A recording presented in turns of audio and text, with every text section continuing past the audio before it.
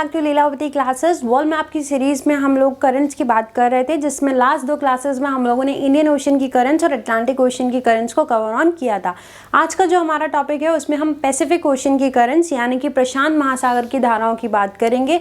Short trick से याद करेंगे, साथ साथ जैसे आज तक हम याद करते हुए आए हैं कि पहले कंट्रीज देखेंगे, उसके बाद बहुत सारी करंट जो कंट्रीज या अपनी लोकेशन के नाम पर रख दी गई है उसे याद करेंगे, और लेटर ऑन जो रेस्ट करंट्स होंगी उन्हें आराम से याद करेंगे। तो चलिए शुरू करते हैं। और जो लोग आज हमारे साथ पहली बार जुड़ रहे हैं वो चैनल को सब्सक्राइब करें, साथ साथ बेल आइकन को प्रेस करें, और वेरियस प्लेटफॉर्म्स पे आप हमें फॉलो कर सकते हैं जैसे कि फेसबुक, ट्विटर, टेलीग्राम और इंस्टाग्राम, और इन सब का लिंक नीचे डिस्क्रिप्शन बॉक्स में दिया गया है। तो चलिए शुरू करते हैं। और सबसे पहले हम क्या जानेंगे कि पैसिफिक ओशन में कौन कौन से कॉन्टिनेंट्स हैं जो उसकी बाउंड्री बनाते हैं। चलिए अगर हम पैसिफिक ओशन की बात करें तो देखिए नॉर्थ अमेरिका और साउथ अमेरिका है, जिसकी वेस्टर्न बाउंड्री किससे लगती है? पैसिफिक ओशन से। लास्ट क्लास में जब हम लोगों ने अटलांटिक ओशन पढ़ा था तो ध्यान दीजिए हम लोगों ने कहा था कि नॉर्थ और साउथ की ईस्टर्न बाउंड्री किससे लगती है? अटलांटिक से। Okay, so don't get confuse. North और साउथ अमेरिका का वेस्टर्न पार्ट पैसिफिक से लगता है और वहीं इनका ईस्टर्न पार्ट किससे लगता है? अटलांटिक ओशन से।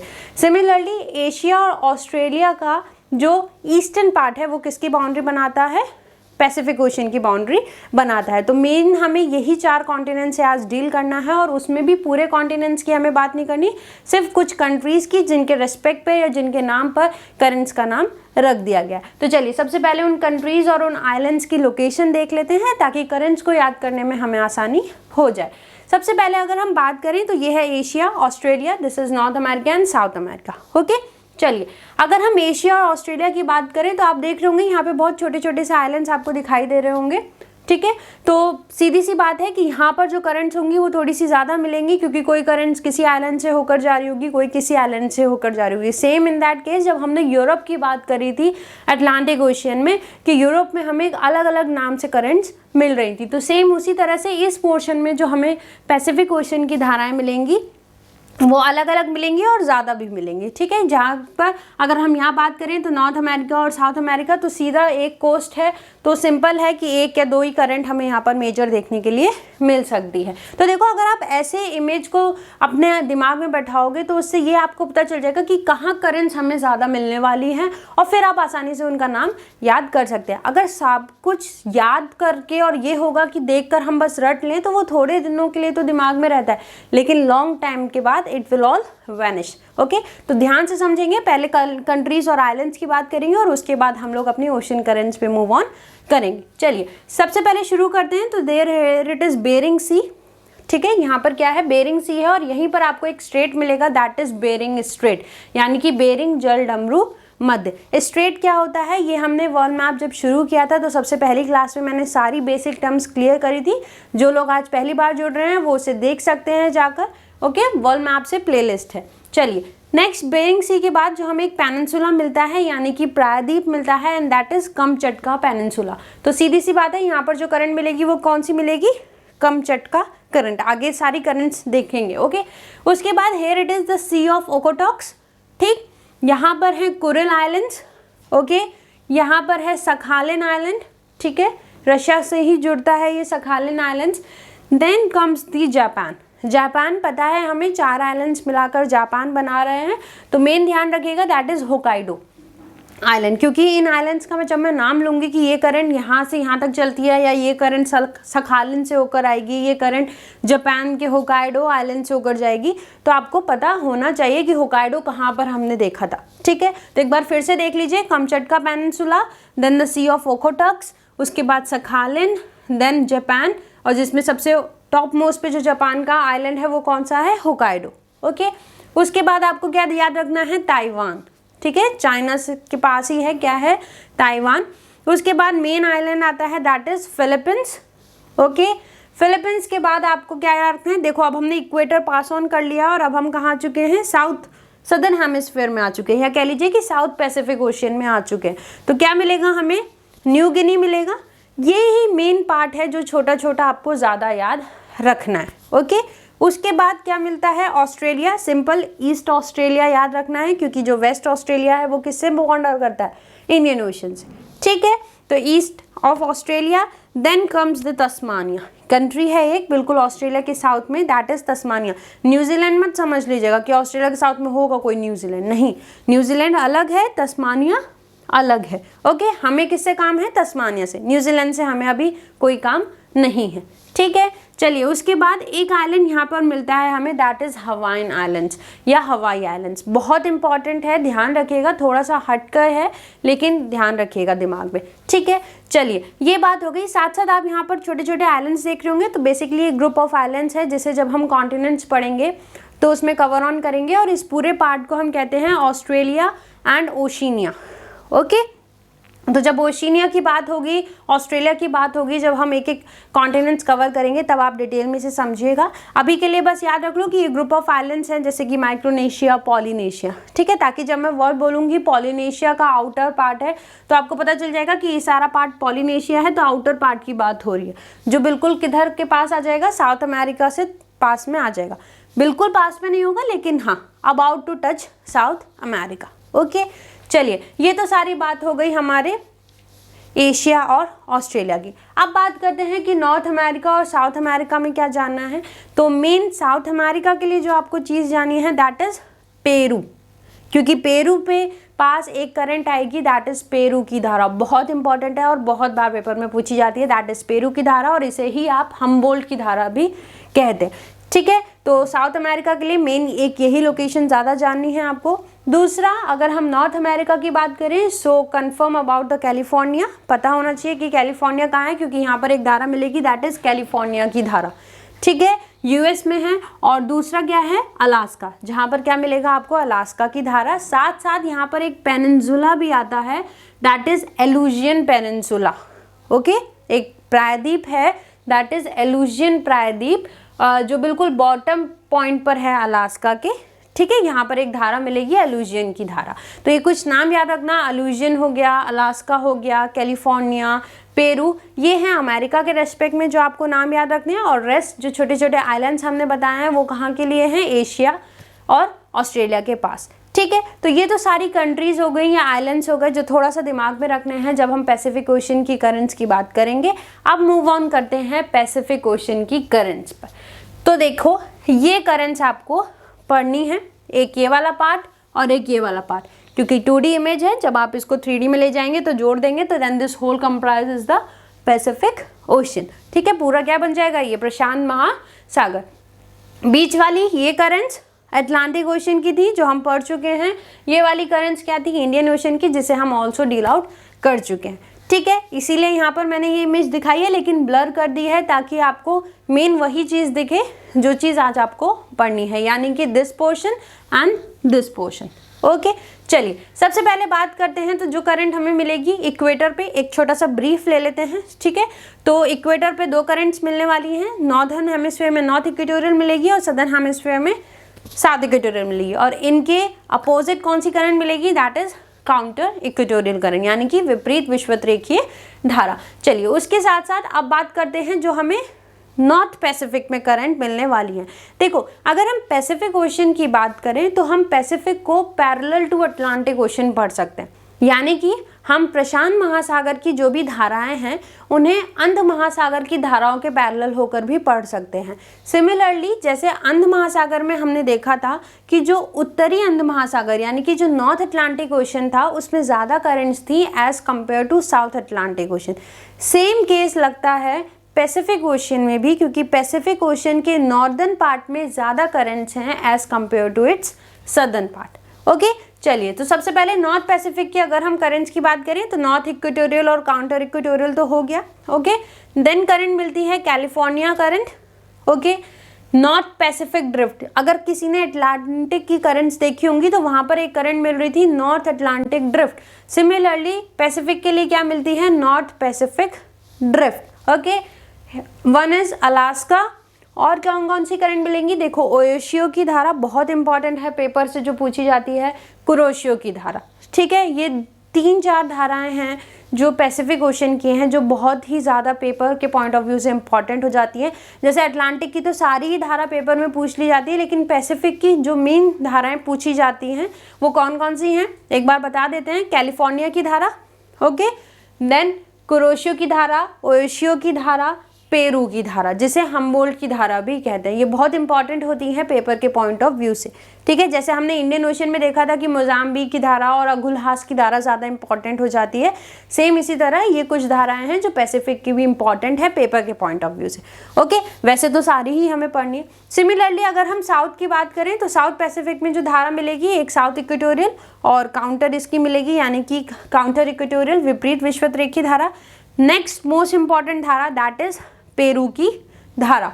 एक धारा मिलती है साउथ पैसिफिक, जैसे हम लोगों ने साउथ अटलांटिक धारा देखी थी, ठीक है। इसी तरह यहाँ पर क्या मिलेगी, साउथ पैसिफिक की धारा मिलेगी और ईस्ट ऑस्ट्रेलिया की धारा, ठीक है। यही कुछ मेन धाराएं हैं जो हमें साउथ पैसिफिक ओशन के लिए पढ़नी है। तो चलो अब एक एक करके धाराएं शुरू करते हैं और समझते हैं कि कौन सी धारा कहाँ से फ्लो होगी, कैसे फ्लो होगी और दूसरी धाराएं कैसे बनेंगी। तो चलिए पैसिफिक ओशन की करंट्स देखते हैं। यहाँ पर जो आपको करंट्स दिखाई गई हैं वो नॉर्थ पैसिफिक ओशन की करंट्स दिखाई गई हैं। एक बार रिवाइज कर लेते हैं अपनी कंट्रीज को ताकि आप और आसानी से सारी करंट समझ पाएं। यहाँ पर अगर हम बात करें तो दिस इज बेरिंग सी, ये आपका कमचटका पेनिनसुला है, ये है आपका Okhotsk sea, this is your Sakhalin islands, this is Japan, यहाँ पर आपका मिलेगा ताइवान, उसके बाद ये हो गया Philippines and this is your New Guinea area. साथ साथ यहाँ पर अगर हम देखें तो ये नॉर्थ अमेरिका दिखाई दे रहा है, जिसमें ये पार्ट है अलास्का, यहाँ पर है आपका California and this is your Mexico. तो आई होप की कंट्रीज थोड़ी सी रिवाइज हो गई होंगी। चलिए अब करंट्स की तरफ मूव करते हैं। तो सबसे पहली करंट जो हमारी है दैट इज नॉर्थ इक्वेटोरियल। हमने सारी इक्वेटोरियल्स देखी, जैसे अटलांटिक की नॉर्थ इक्वेटोरियल देखी, इसी तरह हमने इंडियन की बात करी थी, और अब हम आ गए हैं पैसिफिक ओशियन की नॉर्थ इक्वेटोरियल करंट पर। ये मूव करती है कहाँ से, अगर हम देखें इसे तो ये शुरू होगी मैक्सिको के तट से और पूर्वी द्वीप समूह यानी कि ईस्टर्न आइलैंड्स की तरफ मूव करेगी और एट लास्ट कहाँ पर आके खत्म होगी, ताइवान के पास, ठीक है। 3 लोकेशन यहाँ पर मैंने आपको दिखाई हैं।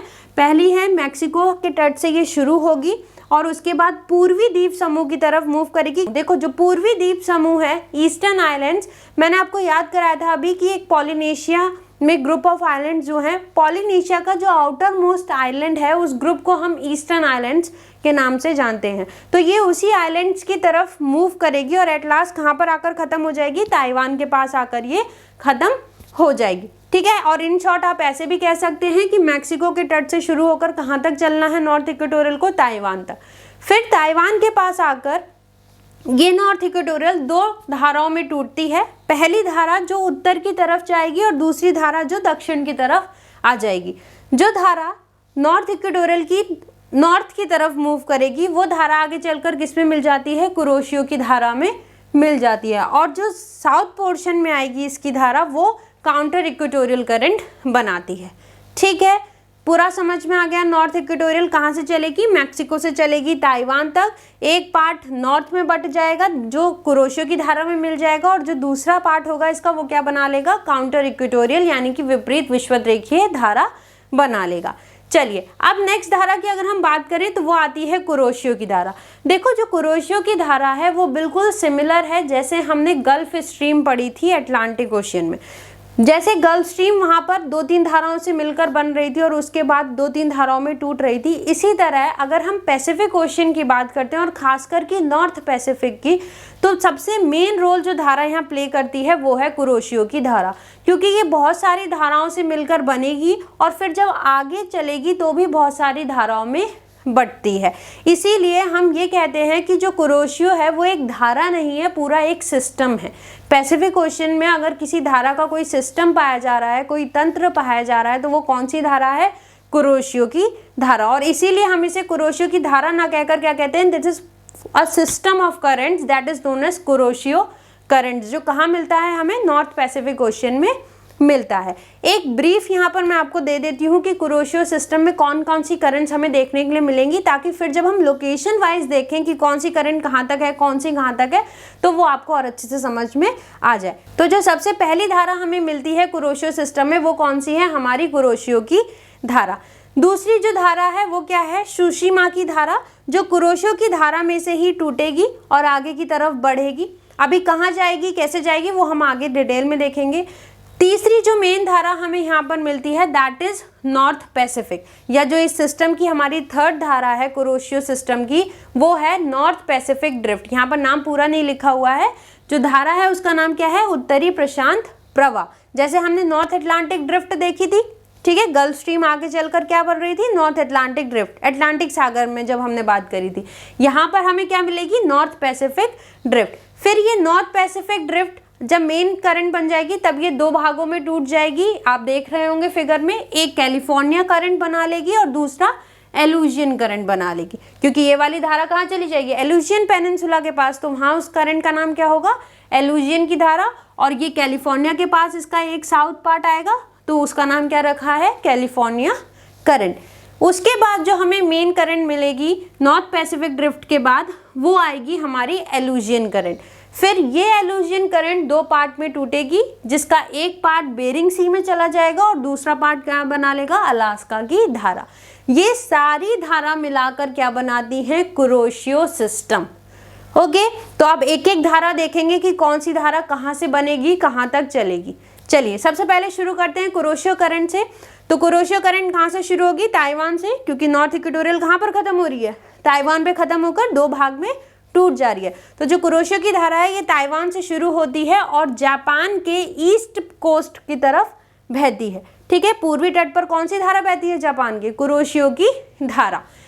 फिर जब ये कुरोशियो की धारा बहती है, ऊपर नॉर्थ की तरफ बढ़ती है, उसी समय इससे एक धारा अलग होती है और उस धारा को हम क्या कहते हैं, सुशिमा की धारा। और ये सुशिमा की धारा किधर बहती है, कुरोशियो की धारा से अलग होकर जापान के पश्चिमी तट में, यानी कि सी ऑफ जापान में ये धारा बहती है। कौन सी धारा, सुशिमा की धारा। और ये किस धारा से निकलती है, कुरोशियो की धारा से। दो धाराएं समझ में आ गई। अब जब ये कुरोशियो की धारा की बात करें तो इन दोनों धाराओं में, कुरोशियो की धारा और सुशिमा की धारा में जो मेन धारा है वो है कुरोशियो की धारा। अब ये कुरोशियो की धारा आगे की तरफ बढ़ेगी, क्योंकि पछुआ हवाएं चल रही हैं, वेस्टर्लीज चल रही हैं, उसकी वजह से ये सीधे उत्तर की तरफ न जाते हुए किधर मुड़ जाती है, पूर्व की तरफ मुड़ती है। और कहाँ मूव करती है, अमेरिका, उत्तरी अमेरिका के तट की तरफ मुड़ जाती है और उधर मूव करती है। जब ये कुरोशियो की धारा इधर मुड़ जाती है तो इसके दो भाग बढ़ते हैं। इस इमेज में यहाँ पर नहीं दिखाया गया आपको, लेकिन थोड़ा सा समझिए। ये कुरोशियो आगे बढ़ेगी, जब ईस्ट की तरफ मूव करने लगेगी तो ये दो भागों में बटेगी। एक भाग तो इसका आगे चलकर क्या बन जाएगा, उत्तरी प्रशांत प्रवाह, यानी कि नॉर्थ पैसिफिक ड्रिफ्ट। और जो दूसरा भाग होगा इसका, वो हवाई आइलैंड्स के चारों तरफ घूम के क्या बना लेगा, काउंटर कुरोशियो करंट। अगर आपको मैप थोड़ा सा याद हो जो अभी हमने देखा था, तो इस लोकेशन पे आपको एक आइलैंड मिलेगा, दैट इज हवाई आइलैंड। और इस हवाई आइलैंड पे ही ये कुरोशियो की एक धारा घूमकर आ जाएगी और वो क्या बना लेगी, एंटी कुरोशियो करंट बना लेगी। और जो दूसरी धारा होगी वो क्या कहलाएगी, नॉर्थ पैसिफिक ड्रिफ्ट। ओके, तो कुरोशियो की धारा दो भागों में बट गई, एक नॉर्थ पैसिफिक ड्रिफ्ट और एक एंटी कुरोशियो करंट। अब इन दोनों में जो मेन धारा होगी वो कौन सी होगी, हमारी नॉर्थ पैसिफिक करंट। ये नॉर्थ पैसिफिक ड्रिफ्ट जो है, यानी कि जो उत्तरी प्रशांत प्रवाह है, ये अब बढ़ेगी पूर्व की तरफ और उत्तरी अमेरिका के तट की तरफ, और दो भागों में बढ़ जाएगी। एक भाग इसका उत्तर की तरफ चला जाएगा और दूसरा किधर आ जाएगा, दक्षिण की तरफ। ठीक है, दक्षिण की तरफ जो भाग आएगा उसका नाम है कैलिफोर्निया की धारा, क्योंकि ये कैलिफोर्निया के तट के पास आ रही है। ओके, तो नॉर्थ पैसिफिक ड्रिफ्ट टूटी है दो धाराओं में, एक जो उत्तर की तरफ चली गई है और दूसरी दक्षिण की तरफ। जो दक्षिण की तरफ जा रहा है वो क्या है, कैलिफोर्निया की धारा, और जो उत्तर की तरफ जाएगी वो क्या है, एलुजियन की धारा। चलिए आप सबसे पहले बात करते हैं कैलिफोर्निया की धारा। ये उत्तरी प्रशांत प्रवाह से टूटकर दक्षिण की तरफ बहती है और क्या बना, किस में मिल जाती है, नॉर्थ इक्वेटोरियल धारा में आके मिल जाएगी। और आप इसे ऐसे भी याद कर सकते हैं, जैसे आपने देखा होगा कि जब हमने अंध महासागर की धाराएं पढ़ी थी, तो जो नॉर्थ अटलांटिक ड्रिफ्ट थी, यानी कि उत्तरी अंध महासागर प्रवाह जो थी, वो एक धारा बना रही थी कैनरी की धारा। और जो क्या थी, ठंडी थी। लेकिन उससे जो और धाराएं निकल रही थी, जैसे रेनल की धारा, इरमिंगर की धारा, वो सारी धाराएं क्या थी, गर्म थी। लेकिन जो कैनरी की धारा थी वो क्या थी, ठंडी थी। सेम यही रीजन यहाँ पर अप्लाई होगा कि ये सारी धाराएं भाग किसका है, मेन नॉर्थ इक्वेटोरियल से ही देखिए कुरोशियो बन रही है, कुरोशियो से ही नॉर्थ पैसिफिक बन रहा है, नॉर्थ पैसिफिक से ही एलुजियन बन रही है, और नॉर्थ पैसिफिक से कैलिफोर्निया भी बन रही है। लेकिन ये सारी धाराएं गर्म हैं, इस सब के बावजूद भी जो कैलिफोर्निया की धारा है वो क्या है, ठंडी है। तो ध्यान रखिए सारी धाराएं क्या हैं, गर्म है, लेकिन जो कैलिफोर्निया की धारा है वो क्या है, ठंडी है। और इस पे सेम वही रीजन अप्लाई होता है जो कैनरी की धारा पर था। वो इसलिए क्योंकि जब धारा टूटती जा रही है तो जो उसका हीट रेसिस्ट वैल्यू है, जो उसमें ऊष्मा है, वो क्या होती जा रही है, कम होती जा रही है। और धीरे धीरे जो साउथ की तरफ जब वो मूव करेगी तो वो क्या बन जाएगी, ठंडी हो जाएगी, जैसे हमने कैनरी की धारा में देखा था। ठीक है, तो यहाँ पर ध्यान रखिएगा कि कैलिफोर्निया की धारा जो है वो क्या है, ठंडी है। पूरे कुरोशियो सिस्टम में जो हमें एक धारा ठंडी मिलेगी वो कौन सी है, कैलिफोर्निया की धारा। ठीक है, चलो अब नॉर्थ पैसिफिक का जो दूसरा भाग है वो क्या हुआ, एलुजियन की धारा। क्यों नाम रखा है पता है, क्योंकि यहाँ पे क्या है, एलुजियन प्रायद्वीप हमें मिलता है और उसी के नाम पे हमने अपनी धारा का नाम रखा है, दैट इज एलुजियन करंट। अब एलुजियन धारा जो है ये भी आगे चलकर दो भागों में टूटती है, क्योंकि एलुजियन और कैलिफोर्निया में मेन धारा कौन सी है, एलुजियन की धारा। ये दो भागों में टूटेगी और इसका एक भाग कहाँ चला जाएगा, बेरिंग सागर में उत्तर की तरफ, और जो दूसरा भाग है वो क्या बना लेगा, अलास्का की धारा। यही है आपका पूरा कुरोशियो सिस्टम। ओके, समझ में आ गया। फिर से एक बार क्विक रिवाइज कर लेते हैं। नॉर्थ इक्वेटोरियल आई दो धाराओं में टूट जाती है, एक जो कुरोशियो में मिल जाती है और दूसरी काउंटर इक्वेटोरियल करंट बना लेती है। फिर ये कुरोशियो की धारा आगे मूव करती है जापान के पूर्वी तट से, ताइवान और जापान के पूर्वी तट के बीच में ये मूव करती है और इसी से एक धारा टूट जाती है, दैट इज सुशिमा की धारा, जो जापान के पश्चिमी तट की तरफ चलती है। फिर ये कुरोशियो की धारा जब आगे बढ़ती है तो दो भागों में टूटती है, एक जो उत्तरी प्रशांत प्रवाह बनाता है और दूसरी धारा जो क्या बनाती है, प्रति कुरोशियो धारा, जो कहाँ होकर आती है, हवाई आइलैंड का चक्कर लगाकर वापस आ जाती है। जो उत्तरी प्रशांत प्रवाह है ये दो धाराओं में टूटता है, एक कैलिफोर्निया और दूसरा एलुजियन की धारा। और फिर एलुजियन की धारा दो भागों में टूटती है, एक जो बेरिंग सागर में चली जाती है और दूसरा कौन सा, अलास्का की धारा। यही है पूरा कुरोशियो सिस्टम की धारा है। तो आप देखो कि कुरोशियो कितनी इंपॉर्टेंट है, कि जितनी ज़्यादातर जो भी पैसिफिक ओशन में धाराएं पाई जा रही हैं वो सारी क्या हैं, एक ही धारा का भाग हैं।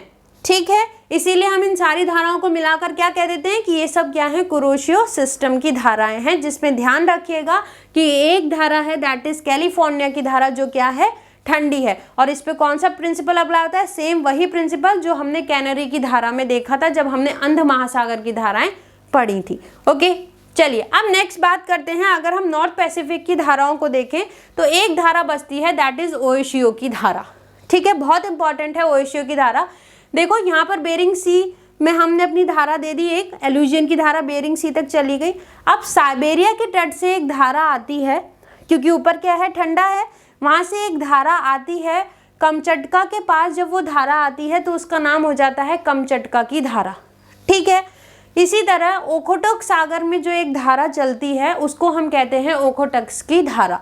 वैसे ये जो ओखोटक्स की धारा है ये ओएशियो धारा का ही एक भाग है, जो कहाँ चल रहा है, ओखोटक सागर में चलता है। सखालिन द्वीप से होता हुआ जापान के होकाइडो द्वीप के बाद ये किसमें मिल जाती है, ओएशियो की धारा में आकर मिल जाती है। कौन सी धारा, ओखोटक्स की धारा। कई बार पेपर में पूछ लिया जाता है कि ओखोटक्स की धारा कहाँ है, तो कहाँ है, सी ऑफ ओखोटक्स में वो धारा चलती है, सखालिन आइलैंड से होती हुई जापान के होकाइडो द्वीप तक आती है और फिर ओएशियो धारा में मिल जाती है। बेसिकली यहाँ पर आपको दो तीन धाराओं के नाम मिलेंगे। एक कमचटका की धारा, कहीं कहीं इमेज में आप देखोगे कमचटका की धारा दिया होगा, कहीं पर ओखोटक्स की धारा दिया होगा, कहीं पर क्यूराइल की धारा दिया होगा, या ओएशियो की धारा। तो बेसिकली जितने भी नाम हैं ये सारे क्या हैं, ओएशियो की धारा के ही सब पार्ट हैं। और मेन धारा जो यहाँ पर है वो क्या है, ओएशियो की धारा है, जो कहाँ से आती है, साइबेरिया से होती हुई कमचटका पार करती हुई आती है, ओखोटक सागर को पार करती हुई आकर किसमें मिल जाती है, कुरोशियो की धारा में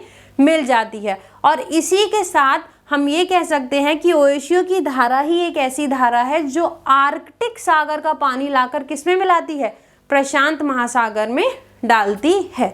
ठीक है, समझ में आ गया कि ओएशियो की धारा कहाँ से आ रही है। और ये ओएशियो की धारा क्या होगी, ठंडी की गर्म, ठंडी। क्यों ठंडी, क्योंकि कहाँ से आ रही है, साइबेरिया से होते हुए आ रही है और वहां पे आर्कटिक सर्कल से आ रही है, तो सीधी सी बात है ये धारा क्या होगी, ठंडी होगी। और रेस्ट जितनी भी धाराएं हैं आपकी वो सब क्या हैं, गर्म धाराएं हैं, एक्सेप्ट कैलिफोर्निया की धारा। ठीक, ध्यान रखना अलास्का की धारा गर्म है, कहीं ये मत सोचना कि अलास्का तो ठंड में पड़ गया तो वहां पर धारा ठंडी होगी, नहीं, क्योंकि वो किसका पार्ट है, एलुजियन की धारा का पार्ट है। और वो किसका पार्ट है, नॉर्थ पैसिफिक ड्रिफ्ट का। और नॉर्थ पैसिफिक किसका पार्ट है, कुरोशियो। कुरोशियो किसका है, नॉर्थ इक्वेटोरियल, जो क्या है, गर्म है। इसका मतलब अलास्का की धारा भी क्या होगी, गर्म होगी। ठीक है, चलो अब जल्दी से एक बार कुरोशियो सिस्टम रिवाइज कर लेते हैं। कुरोशियो सिस्टम, कुरोशियो की धारा मिलेगी जिससे एक अलग धारा जाएगी, सुशीमा की धारा। ओके, फिर नॉर्थ पैसिफिक ड्रिफ्ट यानी कि उत्तरी प्रशांत प्रवाह जो कुरोशियो की धारा के बाद आगे मिलेगा, एक नॉर्थ पैसिफिक ड्रिफ्ट बन जाएगा और दूसरा एंटी कुरोशियो करंट बन जाएगी, जो कहाँ होकर आएगी, हवाई द्वीप से चक्कर लगाकर आएगी। इसी तरह से जो नॉर्थ पैसिफिक ड्रिफ्ट है वो दो भागों में टूटेगी, एक एलुजियन की धारा और एक कैलिफोर्निया की धारा, जिसमें कैलिफोर्निया की धारा कहाँ मिल जाती है, नॉर्थ इक्वेटोरियल करंट पे, जबकि एलुजियन की धारा क्या करेगी, वापस दो भागों में बटेगी, एक अलास्का की धारा कहलाएगी और दूसरा कहाँ चला जाएगा, बेरिंग सागर में। ठीक है, समझ में आ गया। चलो अब दूसरा पार्ट जो हमने देखा था पैसिफिक, नॉर्थ पैसिफिक ओशन में, वो था ओएशियो की धारा। अब यहाँ पर थोड़ा सा और क्लियरली समझ लो, यहाँ से आ रही है, देखो आर्कटिक ओशन है, बेरिंग सागर है ये, यहाँ से ये धारा चलती हुई आती है, कौन सी धारा, ओएशियो की धारा। दोबारा से इसलिए समझा रही हूँ ताकि और अच्छे से समझ में आ जाए, इमेज क्लियर हो जाए कि हाँ कौन सी धारा कहाँ से होकर आएगी। ओके, चलिए ओएशियो की धारा आ रही है, आर्कटिक सर्कल, साइबेरिया, ये सारा क्या है, साइबेरिया है, यहाँ से होकर आएगी कमचटका पेनिनसुला के पास, इसी धारा को हम कमचटका का नाम दे देंगे। और सी ऑफ ओखोटक्स में एक धारा चलती है जिसे हम ओखोटक्स की धारा कहते हैं, जो किसका भाग है, ओएशियो की धारा का ही भाग है। और जो कहाँ से चलती है, सखालिन द्वीप तक चलती है, उसके बाद ये है होकाइडो जापान का द्वीप, और फिर ओएशियो की धारा में मिल जाती है। और इसी ओएशियो की धारा को हम क्यूराइल की धारा भी कहते हैं। क्यों, क्योंकि जहाँ पर ये आके मिलती है यहाँ पर कौन से आइलैंड मिलते हैं, क्यूराइल आइलैंड्स पाए जाते हैं। ओके, समझ में आ गया। और नीचे से आपने देखा कि जापान के पूर्वी तट पे कौन सी धारा है, कुरोशियो, और जापान के पश्चिमी तट पे कौन सी धारा है, सुशीमा की धारा। तो अब नॉर्थ पैसिफिक की धाराएं समझ में आ गई। ठीक है, चलो अब आगे बढ़ते हैं हम साउथ पैसिफिक ओशन की तरफ। यहाँ पर देखो सारी धाराएं दिखाई गई हैं जो भी पैसिफिक ओशन में हैं, जिसमें से हमने ये सारी धाराएं कवर कर ली हैं, यानी कि नॉर्थ पैसिफिक हो चुका है हमारा और अब हम आ चुके हैं साउथ पैसिफिक। तो अगर हम साउथ पैसिफिक की बात करें तो ज़्यादा धाराएं नहीं पढ़नी साउथ पैसिफिक में। मेन धारा कौन कौन सी होंगी, साउथ इक्वेटोरियल करंट जो कहाँ चलेगी, विषुवत रेखे पे ही चलेगी, दक्षिण गोलार्ध में। फिर हमें मिलेगी ईस्ट ऑस्ट्रेलिया करंट, एक है वेस्ट विंड ड्रिफ्ट, दूसरा हमको क्या मिलेगा, पेरू की धारा। ठीक है, और इन सब में अगर कोई धारा जो सबसे ज़रूरी है पेपर के पॉइंट ऑफ व्यू से, वो कौन सी है, पेरू की धारा, जिसे आप हम्बोल्ट की धारा भी कहते हैं। चलो अब सबसे पहले बात करते हैं साउथ इक्वेटोरियल करंट की, यानी कि दक्षिणी विषुवत रेखीय धारा की। तो ये कहाँ से चलेगी, ये चलेगी दक्षिण अमेरिका के तट से शुरू होगी और आएगी और न्यू गिनी दिखाया था ना मैप में, ठीक है, न्यू गिनी द्वीप से टकराएगी और दो भागों में टूट जाएगी। देखो जैसे नॉर्थ इक्वेटोरियल टूट रही थी, ठीक है, वो ताइवान के पास जाके टूट रही थी, इसी तरह जो हमारी साउथ इक्वेटोरियल है वो कहाँ पर टूटेगी, न्यू गिनी के पास जाकर टूटेगी। पहली धारा जो टूट के दक्षिण की तरफ आएगी वो ऑस्ट्रेलिया के पूर्वी तट से होती हुई आएगी और उसका नाम क्या हो जाएगा, ईस्ट ऑस्ट्रेलियन करंट। ठीक है, उसी तरह से जो दूसरी धारा जो उत्तर की तरफ चली जाएगी वो क्या बना लेगी, काउंटर इक्वेटोरियल करंट। अब समझ में आ गया कि पैसिफिक ओशियन की जो विपरीत विषुवत रेखीय धारा है वो कैसे बन रही है। जो उत्तर में चल रही थी नॉर्थ इक्वेटोरियल करंट, वो ताइवान से टकराई तो उसका एक दक्षिण वाला भाग आके क्या बना दिया, काउंटर इक्वेटोरियल करंट। इसी तरह जो साउथ इक्वेटोरियल करंट चल रही थी पैसिफिक में, वो न्यू गिनी से टकराई और उसका जो नॉर्थ पार्ट था उसने क्या बना लिया, काउंटर इक्वेटोरियल करंट। ठीक है, इसी साउथ इक्वेटोरियल का जो साउथ पार्ट था न्यू गिनी से टकरा के, जो दक्षिण वाला भाग था, उसने क्या बना लिया, ईस्ट ऑस्ट्रेलिया करंट। तो ईस्ट ऑस्ट्रेलिया करंट कहाँ पर चलती है, ऑस्ट्रेलिया के पूर्वी तट पर चलती है। अब ऑस्ट्रेलिया के पूर्वी तट पर चलने वाली जो धारा है वो ठंडी है या गर्म, गर्म। क्यों, क्योंकि वो किसका भाग है, साउथ इक्वेटोरियल का ही भाग है। समझ में आ गया कि क्यों पश्चिमी ऑस्ट्रेलिया की धारा ठंडी थी, ये बताया था, क्योंकि वो किसका भाग था, वेस्ट विंड ड्रिफ्ट ही आगे आ रही थी, जो क्या बना रही थी, वेस्ट ऑस्ट्रेलियन करंट, इसलिए वो क्या थी, ठंडी थी। और ईस्ट ऑस्ट्रेलियन करंट गर्म है, क्यों, क्योंकि ये किसका पार्ट है, साउथ इक्वेटोरियल करंट का। ओके, समझ में आ गया। चलिए अब एक धारा हमें मिलती है, यहाँ पर मैप में नहीं दिखाया, here it is Tasmania. Australia के नीचे हमने देखा था एक कंट्री थी तस्मानिया। और अगर हम बात करें तो साउथ अमेरिका का हमने एक केप पढ़ा था जब हमने अटलांटिक ओशन की धाराएं पढ़ी थी, दैट इज केप हॉर्न। ठीक है, तो इस तस्मानिया से लेकर इस केप हॉर्न तक एक धारा चलती है जिसे हम साउथ पैसिफिक की धारा भी कहते हैं, और ये धारा क्या होगी, ठंडी। ठीक है, अब एक और यहाँ पर धारा आती है, दैट इज अंटार्कटिक ड्रिफ्ट। ठीक है, अंटार्कटिक ड्रिफ्ट हमने पिछले अटलांटिक ओशन की क्लास में भी देखा था, क्योंकि ये सारी वो धाराएं हैं जो क्या चल रही हैं, पूरे ग्लोब पर चल रही हैं। ओके, तो जो हम अंटार्कटिक ड्रिफ्ट की अगर हम बात करें तो ये जो अंटार्कटिक ड्रिफ्ट है, जब पैसिफिक ओशन का पानी अंटार्कटिक ओशन के पानी से मिलता है तो एक हवा चलती है वेस्ट से ईस्ट की तरफ।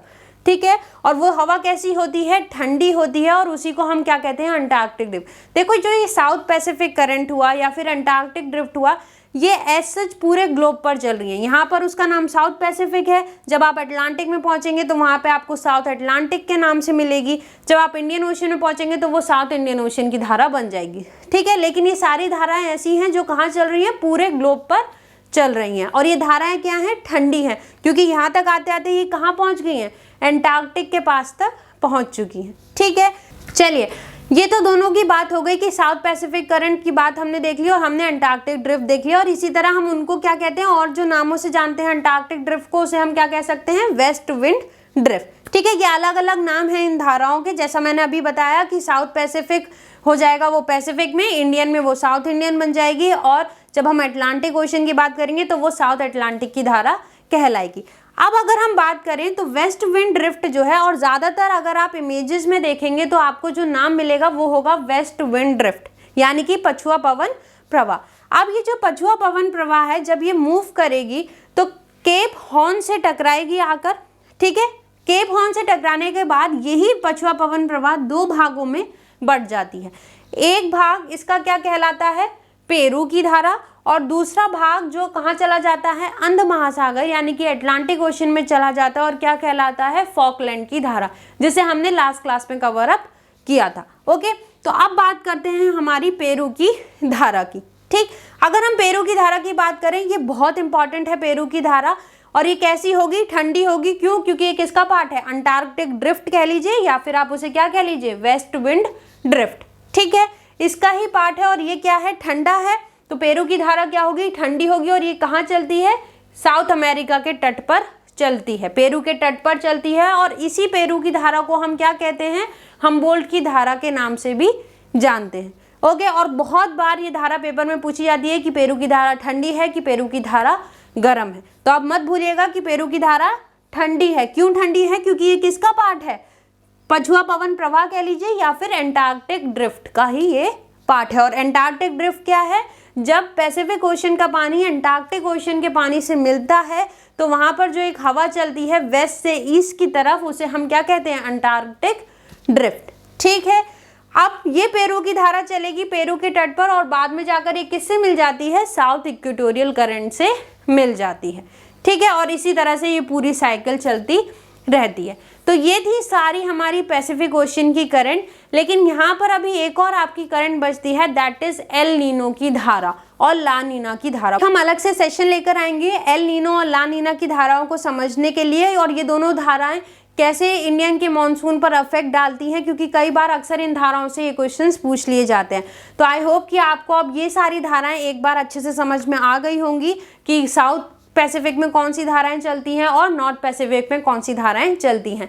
लास्ट में आपको एक टेबल दी गई है, here it is North Pacific ocean current, जिसमें आप देखिए कि कैलिफोर्निया, ओखोटक्स और ओशियो की धाराएं हैं जो क्या हैं, ठंडी धाराएं हैं और बाकी सारी क्या हैं, गर्म है। सिमिलरली अगर हम साउथ पैसिफिक ओशन की बात करें तो साउथ पैसिफिक ड्रिफ्ट अभी मैंने बताया आपको, ठीक है, पेरू और हम्बोल्ट की धारा जो क्या है, ठंडी है, रेस्ट गर्म है। लेकिन यहाँ पर अभी आपकी दो धाराएं बचती हैं, दैट इज एल नीनो की धारा और ला नीना की धारा, ठीक है, जिन्हें हम अलग से लेकर आएंगे और तभी आपको पता चल जाएगा कि कौन सी धारा गर्म है और कौन सी ठंडी है।